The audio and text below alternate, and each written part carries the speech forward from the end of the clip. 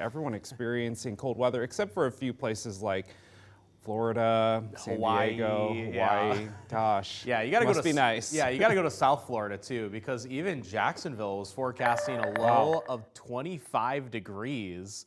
And I think it was Saturday morning. That's just how low and how far south that Arctic cold front was reaching across the U.S. And of course, with us so close to the Arctic to begin with, well, it doesn't take much. Just a gentle northeasterly wind, and we are right in the thick of it this morning. Current temperature of -9 out of Coeur d'Alene, -15 still the cold spot in St. Mary's. A lot of locations still below zero, and our low temperatures, particularly in those northern Washington valleys, getting between -24 in Colville to -28 out of Republic. Not surprised that those are the locations that are getting the coldest in our region, but Colbert at 21 below was actually quite surprising when I saw that pop up on the map early this morning. The reason for this cold weather is a process called radiational cooling. The Earth always radiates away heat back into space, but at times you can have like clouds and other meteorological factors add some heat back into the surface of the Earth.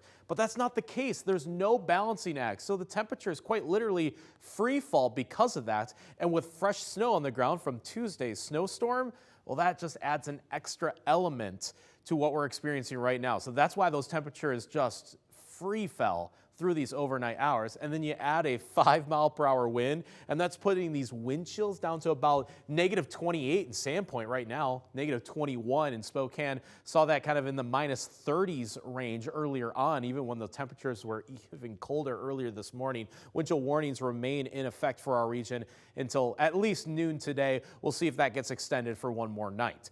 As for the upcoming forecast for Friday, the priority is going to be on the snowfall, even though temperatures are warming up a little bit, but not enough to change it to rain. It's going to be another 2 to 4 inches of snow for a lot of locations, including in Spokane, Coeur d'Alene, Pullman. You can add Kellogg and Wallace into that equation as well. Sandpoint and Colville, just 1 to 3 inches of snow. You're just a little bit farther north of where the bulk of it is going to be for Friday. And you can see that in the computer modeling here on this left panel. This is Friday morning when that snow is going to begin and be at least fairly moderate or heavy.